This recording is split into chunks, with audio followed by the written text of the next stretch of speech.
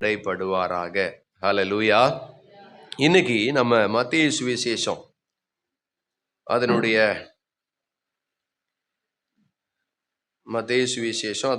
6ஆம் அதிகாரம், மத்தேயு சுவிசேஷம் அதனுடைய 7ஆம் அதிகாரம் 7வது வசனத்தை வாசிக்கலாம். கேளுங்கள், கேளுங்கள், அப்பொழுது உங்களுக்கு கொடுக்கப்படும். அப்பொழுது உங்களுக்கு கொடுக்கப்படும். தேடுங்கள், தேடுங்கள், அப்பொழுது கண்டடைவீர்கள். அப்பொழுது கண்டடைவீர்கள். தட்டுங்கள், தட்டுங்கள், அப்பொழுது உங்களுக்கு திறக்கப்படும். அப்பொழுது உங்களுக்கு திறக்கப்படும். ஏனென்றால் கேட்கிறவன் எவனும் பெற்றுக்கொள்ளுகிறான், கேட்கிறவன் எவனும் பெற்றுக்கொள்கிறான். தேடுகிறவன் கண்டடைகிறான், தேடுகிறவன் கண்டடைகிறான். தட்டுகிறவனுக்கு திறக்கப்படும். போதுங்க. தட்டுகிறவனுக்கு திறக்கப்படும். இந்த வசனம் நமக்கு நல்லாவே தெரியும். கேளுங்கள் தரப்படும், தட்டுங்கள் திறக்கப்படும், கேளுங்கள் கிடைக்கும் என்றா இயேசு, கேளுங்கள் கிடைக்கும் என்றா. பழைய பாடல், அப்படித்தானே? இந்த பாட்டை எல்லாரும், பழைய விசுவாசிகள் எல்லாருக்கும் நல்லாவே தெரியும். ஆண்டுடைய சமூகத்தில் இந்த வசனம் நமக்கு ஃபெமிலியரான வசனம். ஆனால் இந்த வசனம் நம்ம வாசிக்கும் பொழுது ரொம்ப இன்ட்ரெஸ்டாக இருக்கிற மாதிரி இருக்கு. ஆனால் கொஞ்சம் கவனித்து கேட்டோம் அப்படின்னா, வாசித்தோம் அப்படின்னா, நானும் கேட்டுக்கிட்டே தான் இருக்கேன். கிடைக்கலையே.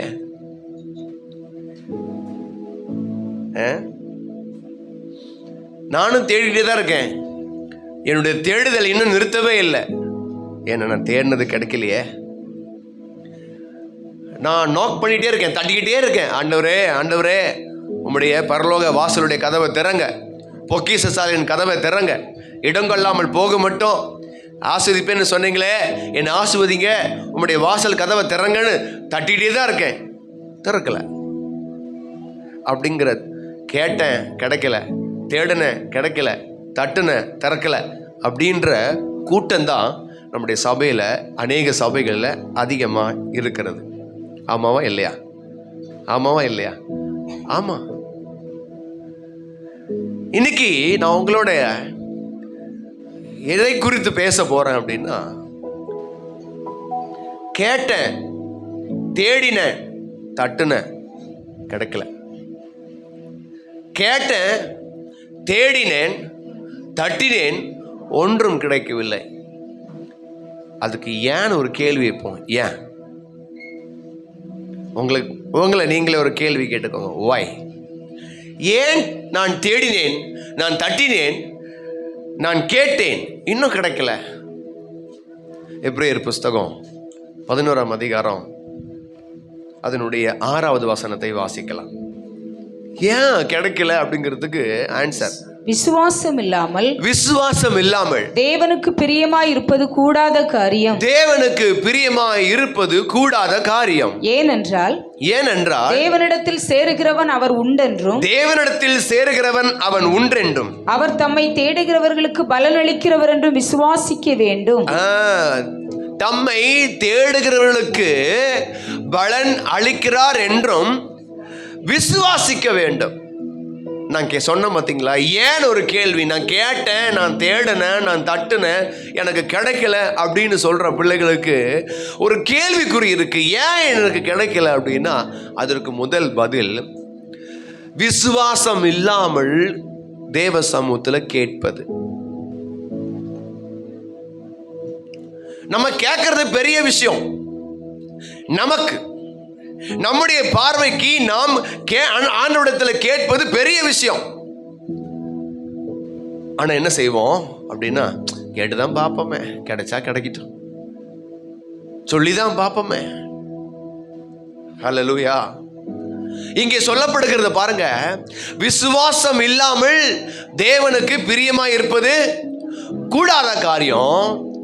அதுபோல தேவனிடத்தில் சேருகிறவன் அவன் உண்டென்றும், அவர் தம்மை தேடுகிறவர்களுக்கு பலன் அளிக்கிறார் என்றும் விசுவாசிக்க வேண்டும். நான் கேட்டா அவர் தருவாரு அப்படிங்கிற ஒரு விசுவாசம் உங்களுக்கு எனக்கு ரொம்ப இருக்கணும். ஆமாவா இல்லையா? ஹல்லேலூயா. இருக்கணுமா இருக்கக்கூடாதா? இருக்கணும். அந்த நிறைய பேருக்கு என்ன தெரியுமா, அதே எபிரேயர் புஸ்தகம் 4ஆம் அதிகாரம் 12ஆம் வசனத்தை வாசிங்களேன். நிறைய பேருக்கு ஆண்டவர் கொடுத்த வாக்கு தத்தங்கள் உண்டு. எபிரேயர் 4:12 4:1-2 ஆனபடியினாலே அவருடைய இளைப்பாறுதலில் பிரவேசிக்கிறதற்கு ஏதுவான வாக்குத்தத்தம் நமக்கு உண்டாயிருக்க, வாக்குத்தத்தம் உண்டாயிருக்குது. உங்களில் ஒருவனும் அதை அடையாமல் பின்வாங்கி போனவனாக காணப்படாதபடிக்கு 2ஆம் வசனம் வாசிங்க. பயந்திருக்க கடவோம்.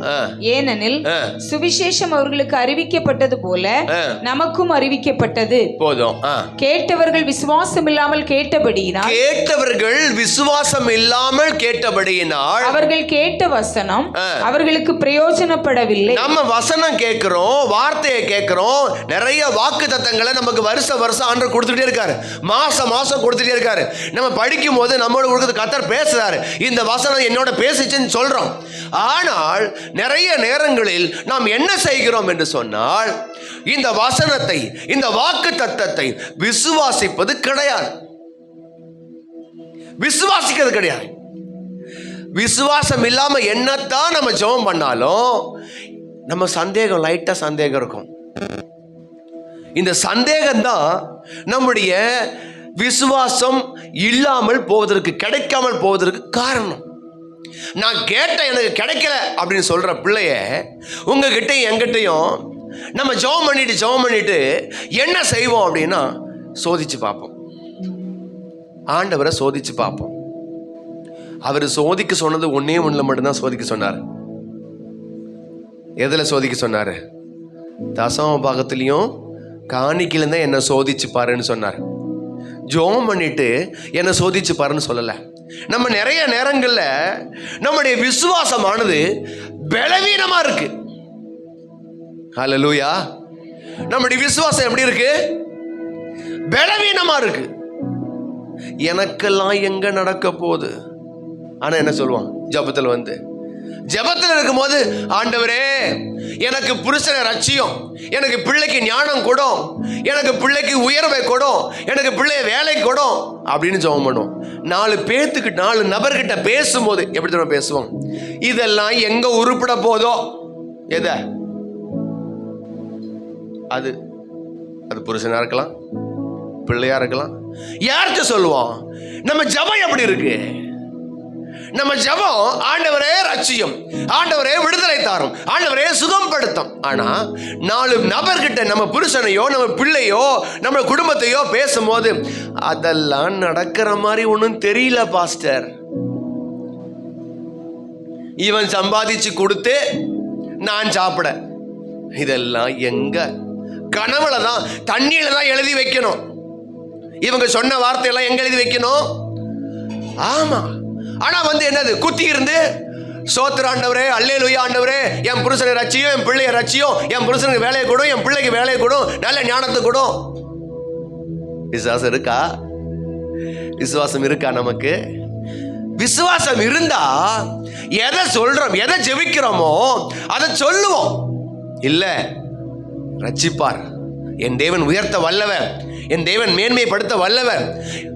எங்கேயுமே நம்முடைய விசுவாச வார்த்தை ரொம்ப முக்கியம். நம்முடைய விசுவாச வார்த்தை ரொம்ப முக்கியம். எங்க சொன்ன வேணாலும் இல்ல, கர்த்தர் மாற்றுவார், கர்த்தர் செய்ய முடியும்.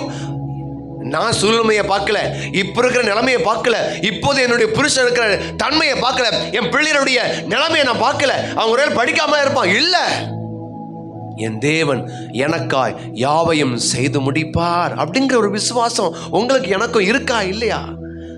அப்புறம் எங்க கிடைக்கும்? ஆண்டு சொல்றார், மக்களே நீ என்கிட்ட வந்து மட்டும் கேட்குற, கேட்டுட்டு போய் என்ன சொல்ற? உன் வாயில எவ்வளோ நேரம் என்ன வருது? 90% நடக்காது, வராது. அப்புறம் ஜெபம் மட்டும் எப்படி? செய்யுங்கப்பா, அற்புதம் செய்யுங்கப்பா அப்படின்னு ஜெபம்.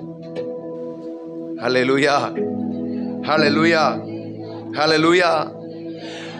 கேட்கிறவனிடத்திலையும், தட்டுகிறவனிடத்திலையும், தேடுகிற பிள்ளையிடத்திலையும் இருக்க வேண்டிய முக்கியமான ஒரு விஷயம் விசுவாசம்.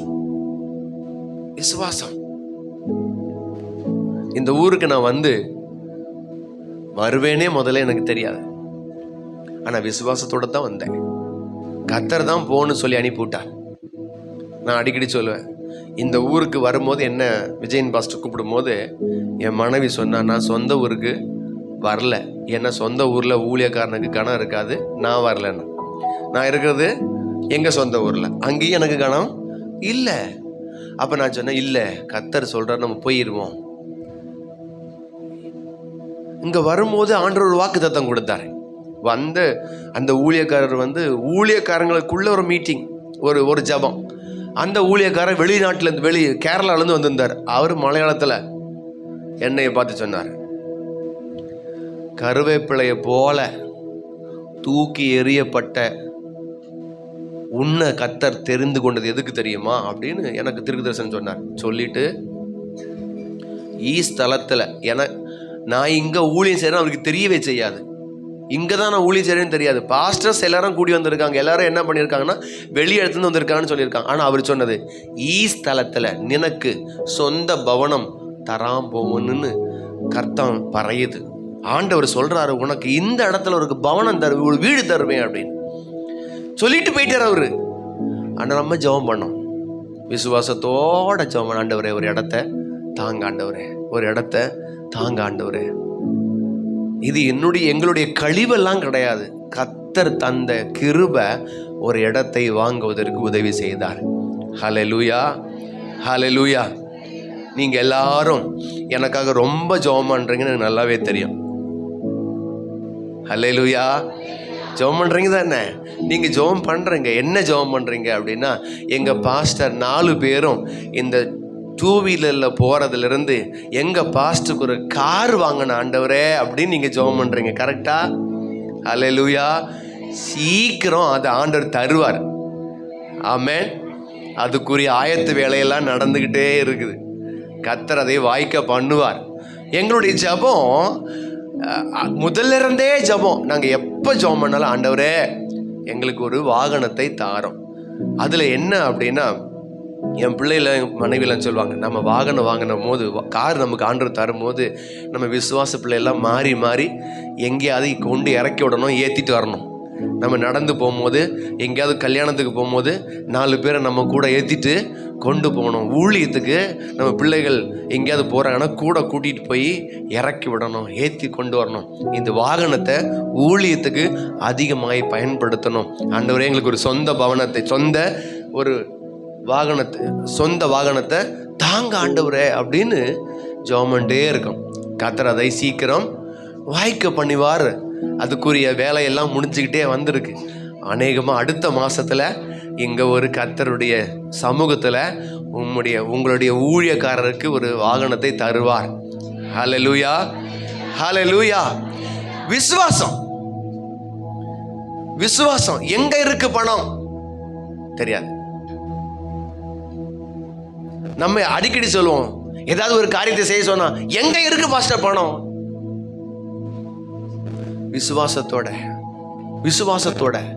இந்த விசுவாசம் இல்லாம கேட்டோம் அப்படின்னா ஒண்ணுமே கிடைக்காது.